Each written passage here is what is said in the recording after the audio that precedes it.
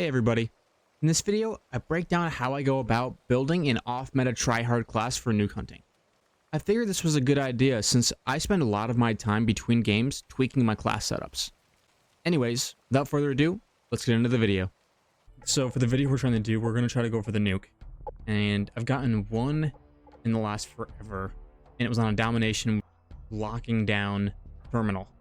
So I haven't really gotten a legit nuke since the old days, and even then it was third-person team tech. So we're gonna go for an extremely try-hard class.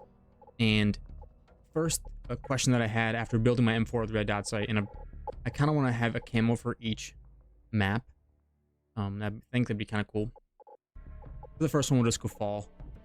My first question was, what should I have as a secondary? And I was thinking that I just did the model 1887 video, and I find it hard to believe that running that or the spaz isn't just the best secondary in the game. My issue is that the model 1887 does not have the versatility that the PP2000 does. The model is really good from close, but not so great at medium at all. And you can say, well, that's where you have the assault rifle, right? For the close to medium range, but when I want my secondary, I want it to be ready for whatever engagement I'm in. And when I'm using the M4, I'm going to be choosing medium to long range engagements. When I'm running out of ammo in a magazine, which I feel like happens more often than me being able to preemptively swap to a close range weapon when entering a house, I'd rather just swap to the PP2000 because it's going to do better at the medium ranges, which I'm choosing to engage myself in. Hope that makes sense. And you could say, obviously, like, well, then you'd have a weapon for everything, or when you get caught off guard, you'll have something that you need.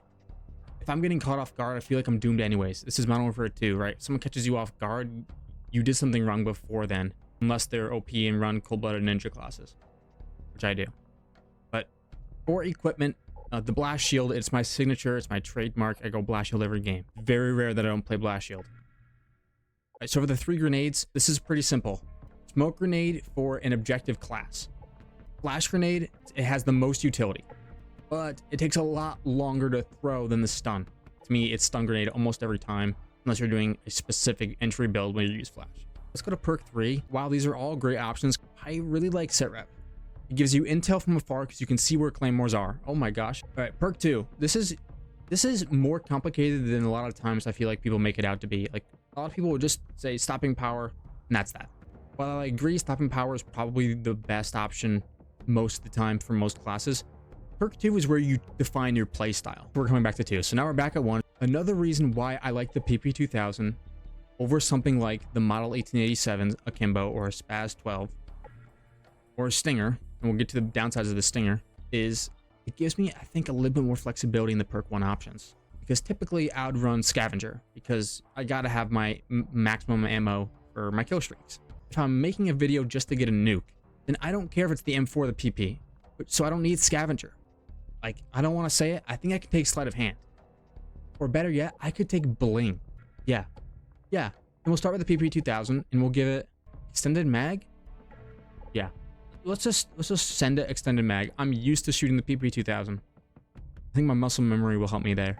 And for me here, this is like basically an absolutely no-brainer. It's silencer. And finally, our perk 2. Oh, it's so hard to say no to stopping power. Raw damage is kind of insane, but cold-blooded just goes like insanely hard. So you know what? Here's what we're gonna do.